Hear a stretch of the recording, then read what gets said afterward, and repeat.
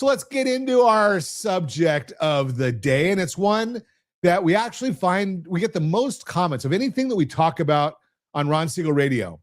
More comments and more questions come in chatting with us about credit than anything else. And everybody's got the answer. Now, I would submit that about 90% of the people have the wrong answer. And that's why we bring in Sarah Perkins, because she's got the right answers. Good morning, Sarah. How are you today? Good. I'm doing great. Thanks for having me again. Well, we appreciate your knowledge and sharing, because we did I think last week or the week before we did a story on what a 50-point change in someone's credit score does, and it's to their house, but it's also to the rest of their life, right? Not just the house, but the car, credit cards. I know they're not supposed to look at it for jobs, but I'll tell you, they look at it for jobs in other ways. They're not supposed to look at it for insurance, but they have ways of looking there too. So tell me, what's the latest and greatest? I mean, I keep hearing the biggie that I hear about right now, and it's something I've told people to be careful of because I've called it a FACO score for years. Is it really a fake anymore? So yeah, you're talking probably about the Vantage score, which that is something I've been teaching for a while too. Like, don't look at Credit Karma. It's the wrong scoring model, but it's been in the works for a little while now, and it just came out where they approved the Vantage 4.0 to be used in lending decisions for mortgages now, which is huge because there's just different opportunities for people to create a credit score and get credit that maybe traditionally wouldn't have been able to with the FICO score. So Vantage, is that now? How do I find Vantage? Is that what I would see at Credit Karma? Because they just say credit score. They don't really tell us Vantage or Credit Sesame. Or I had someone just the other day send me a note saying their Experian score. It didn't say Experian FICO. They just said their Experian score. Are those what the Vantage is, or is Vantage something completely different? So your Vantage, usually it should say in small print way at the bottom, like what scoring model that they're using, either Vantage or FICO. Credit Sesame and Credit Karma are definitely the Vantage scores. There are different models. So they're the Vantage 3.0. And so for mortgage lending, it's now the Vantage 4.0. But yeah, so the Vantage took Experian, Equifax, and TransUnion. They got together and they decided they wanted to make a score that competes with the FICO score, essentially is what the difference is. Okay, so you said something that I want to highlight there. So when we look at we have to look and make sure we've got the right model. Because if they're coming out with a 3.0, that really is meaningless when we're looking at a mortgage when we need 4.0. Correct. And even with the FICO, I think a lot of people get confused and see a FICO score that their bank gives them. And typically it's a scoring model. We call it scoring model 8, which is just a general score, where the mortgage is very specific in a model for the FICO and the Vantage score that they use, which is a little bit tougher to get your hands on unless you are having a lender pull your credit, or you go to a website that provides all the different scoring models. So beware, even if you see a FICO score, it's probably not the same score that your lender's looking at. That's great information, because I know I watch my credit and I play with it just so I can see what's going to affect what. So I use myfico.com, and I think that's a FICO model 8, I think is the one what they're providing. Well, you can pull actually a report through myfico.com that gives you every single scoring model that includes the mortgage one. But a lot of times, yeah, probably when you're playing with like a simulator on their website, it's usually going to be that general score 8, which can give you an idea if something's pushing your score one way or the other. But there are some different specific things that the mortgage model will look at that might penalize you a little bit more for a late payment or paying off of collections. Those kind of things make a difference between the scoring models. I was fascinated this time. I let one of my credit cards go from a 3% utilization to a 10% utilization, and my score dropped. So, it's just interesting. And the reason I do it is probably similar to what you do at the company. And I don't know who does it, but I'm sure someone does. Is you let things happen like that just so you can report them and know, so you can share that information for educational purposes. Correct. And I think it's been like a misconception that 30% utilization was like the golden point, keeping your cards at 30% of what their credit limits are. But we have found playing with those simulators or just real life experience that if you can get your utilization under 10%, that's really where you're going to see the most points for that category of your credit score. So if we're looking at a FICO and a Vantage, are the numbers the same or are they completely different? And you just have to understand what the lender is going to use under each one of them. So the range and the numbers are the same. So it can be kind of confusing when you look at a number, which one am I looking at? But it's also nice that the score range stays the same. They are looking at the same kind of components of a credit score, but they put a different level of importance on different categories, like your utilization or your mix of credit or your payment history. So they weigh those a little bit different, which can cause a skew in the score one way or the other between the two scoring models. It was confusing and now it's more confusing. So we're going to keep on watching these things, but I'm glad you're here to teach us. When we come back, I want to chat with you a little bit. Maybe you can educate us on something that's called this trending scores or trending models or something like that. But we're going to continue our conversation with Sarah Perkins when we come back. You're continuing our conversation. Our credit guru, Sarah Perkins, is with us, Blue Water Credit. We're talking all things credit right now. And how do you maximize that FICO score, maximize that credit score? And what are these new things that we keep hearing about? We've been talking about the same things for decades. And now all of a sudden we got all this new stuff to talk about. Trending credit, Sarah. What is trending credit? Is anybody even using it? So when you're talking about the trending credit there, it's really focusing on what has happened over the last 24 months for your credit history. So that's going to be weighing a lot more importance than maybe something that was 3-4 years older. So they're really focusing on what have you been doing with your credit and your money in the last rolling 24 months. So even more reason to stay on top of your credit. So is that on Vantage or is that on FICO or both? Where would you find that?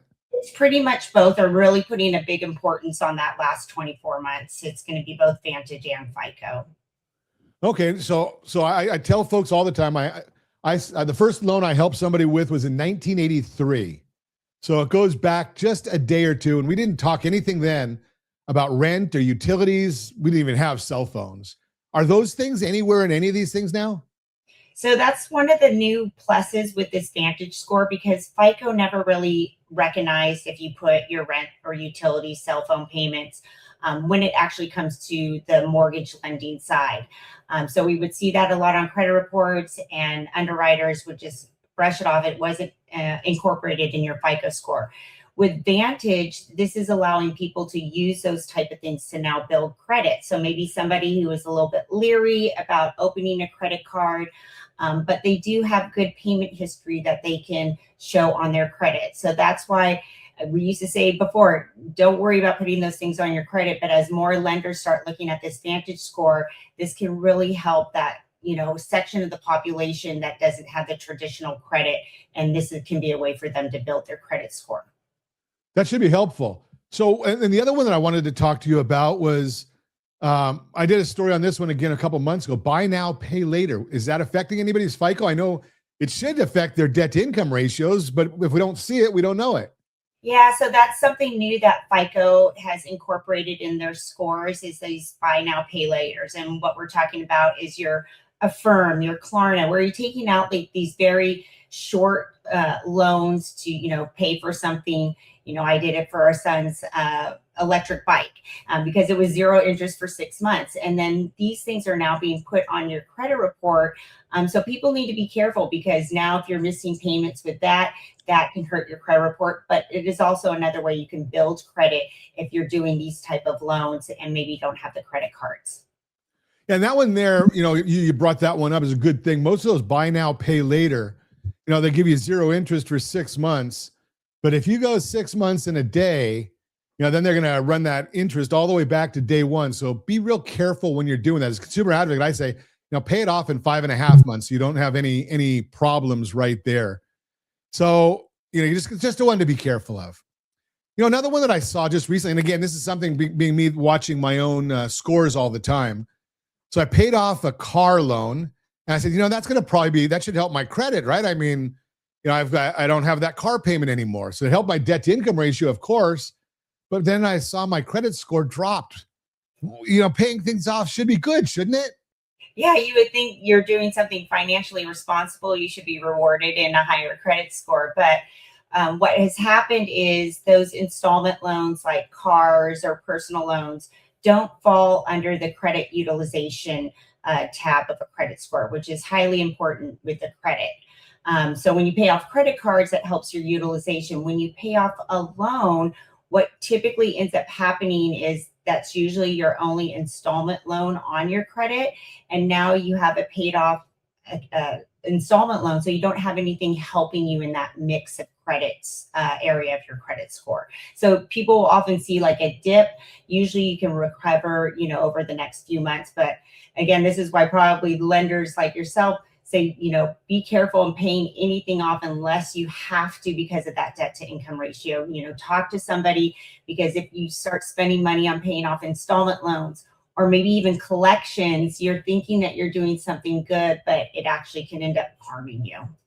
Yeah, that collection one is always a biggie. If you start saying, God, I paid it off, that should help me. And it's not, no, the collection shows paid. And all of a sudden you've re-aged it and now you got problems again.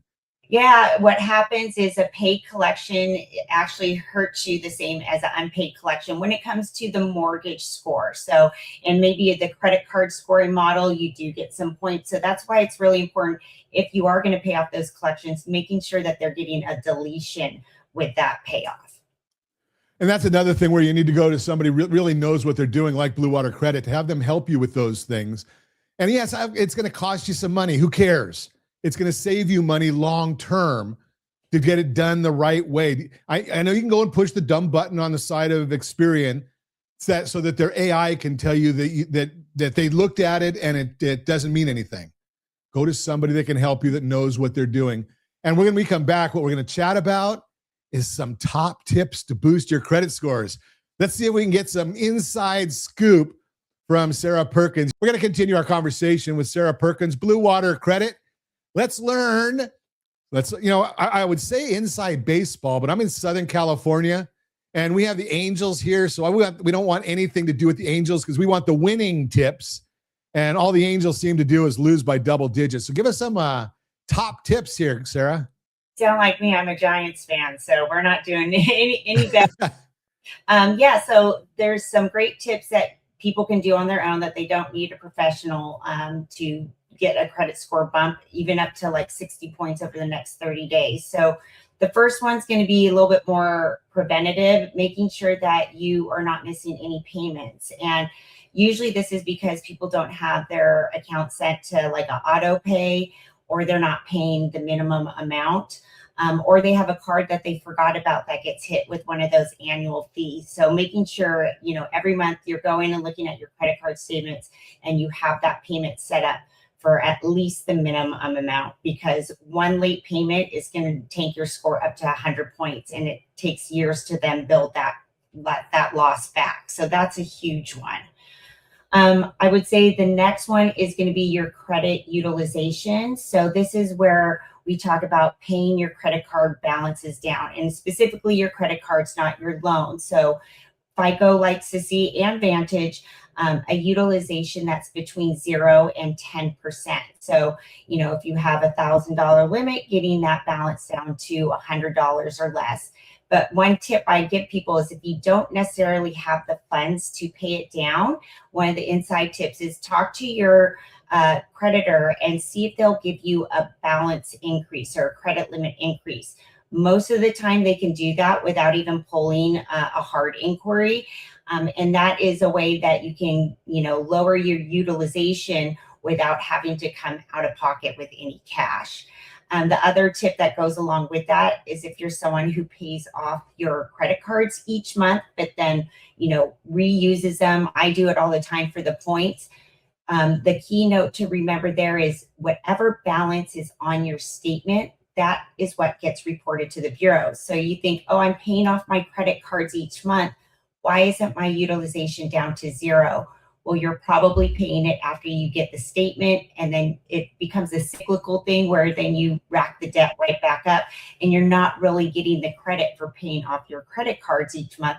So the tip would be to go on maybe a week or before to pay off those balances before the statement comes out. Love that one. And it's ironic that you say that, because all I knew is that you had some tips for us. And we talk about a lot of these things on a video that we did, a segment we did, rsrccpayment.com, rsrccpayment.com. And it goes through and explains in depth a lot of the things that Sarah just talked about. Now, Sarah, I want to go to one other area that I want to chat with you, explore with you a little bit, is at what point should our listeners be calling a credit expert to help them with their credit reports? So typically when you're dealing with any kind of derogatory accounts, so if you have accounts that have late payments, if you have charged off accounts, if you have collections, public records like a bankruptcy, those are going to be the key things that you're going to want to talk to us about, because you don't want to jump in and start paying things off and wasting money that you could use on a down payment for a house and then have it turn around and not even really help your credit score. So yeah, there's AI tools that say, hey, pay this down, you should get this number of points. Really, they're looking at the utilization. But we go in and strategically look, what accounts do you have? What is holding your credit score down? What is your budget? And how do we use that money to strategically pay whatever creditors are going to boost your score the most? And myself, I do all the debt negotiations. So I know which creditors or which debt buyers are going to give me a discount plus a deletion, which is key when negotiating any debt on your credit report. So yeah, once you make those payments, it's hard for us to go back and then reverse it and try to get that deletion. So before you make any major payments towards any, negative accounts, definitely talk to a professional. And that's a key one right there, is because so many people, they can go on ChatGPT and this is what you need to do. And more often than not, ChatGPT does a great job of information, but it doesn't negotiate. Yeah. Right. And it's that last little part. And what I look at constantly is, because I use it a lot, it tells you the what and the why, but it doesn't really do a good job of the how. Yeah. And that's where you need to call Sarah and the team at Blue Water Credit, is to find out the how of it. And it's one of the things we talk about. Where did we come up with HBOD? I have a lot of people ask me, why does your community called rsrlinks.com/HBOD? Well, it's your household board of directors, right? Apple needs a board of directors because they have nobody that knows everything, and NVIDIA and every other major company. Yet in our house, we think we can do everything on our own. And the key concept here is you need that lender that knows what they're doing and knows the guidelines. You need the credit expert that says, hey, don't pay this off, or pay it off through escrow or something like that. There's different ways of dealing with it, and the realtor to deal with that. So it's all these different areas that you want to have experts on your team. And I'd say, I don't know, 10 or 15 years, Blue Water Credit has been the experts that I've turned to for everything, because, I can study all of these different things, but, I didn't know that buy now, pay later is dealing with your credit today, right? Or these Vantage scores. Blue Water Credit, Sarah and her team, they're up there dealing with this all day, every day. And where you might send a letter to Experian, they might have a person that they can talk to.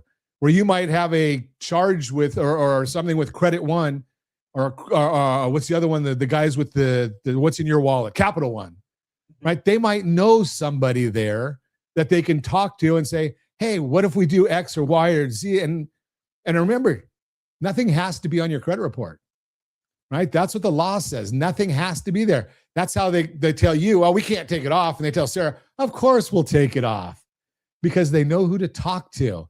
Sarah, I know that there's a couple of different ways that people work with fees. There's some that are legal. There's some that are illegal. There's some that are gone to court. Tell us how we get the ones that keep us out of trouble. So you're talking about the fees that are paid for the services, I'm assuming. Right. So there are a lot of laws that go with our industry. And I like to tell people like 99% of the people out there doing what we do are probably operating illegally. So they're charging fees that they're not supposed to. We do a flat monthly fee. We have to perform the service before we can even charge the fee. We can't make certain promises. We have to, with negotiations, it's going to be a flat fee where if you go to a dedicated debt settlement company, they're going to charge you a percentage of what the debt amount is, where us, we're just like a flat, typically $100 to $200 to just settle the debt, regardless of it being $2,000 or $100,000. So, and then you're with our program typically only 6 months. So you may find somebody that charges less than us, but then they're keeping you in a program for 18 months, which does you no good, because we know after about 5 or 6 rounds of disputes, the bureaus aren't even looking at them anymore. So we have a short amount of time to send out these disputes, use the laws in our favor to get these items removed. And that's the key right there. You save the best part for last. It's you're using the laws and understanding the law, not just, oh, it's not mine, and hoping for the best. There's enough laws that you can use as long as you know them to accomplish what's right. And I know that you guys aren't out there saying that this isn't ours, and that the dumb lines that some of these people use. They just have to follow the law. Yeah, there's certain rules that have to go with credit reporting. So the information has to be accurate, can't be erroneous. So we know all those little minute things that the regular consumer doesn't realize, that how they're reporting on their credit report is not right. And because of those technicalities, we're able to get it removed. We're not just throwing the, hey, it's fraud, it's not my account, for it then to just pop up later. And we hate to see that happen. It happens all the time. People are at the middle of the escrow, and then this collection pops right back up that they thought was gone. Yeah, it's amazing how that happens. And believe me, lenders look at the credit report at the beginning and at the end. It's not just a one and done. If you want to meet Sarah Perkins or the team over at Blue Water Credit, give me a call, 800-306-1990, 800-306-1990. Sarah, I really appreciate you coming on and sharing the expertise with all of us. We learn something new every single time. And again, if you want to meet Sarah or the team over there at Blue Water Credit, if you want to engage with them, retain them, give me a call at 800-306-1990. Happy to put you in touch. And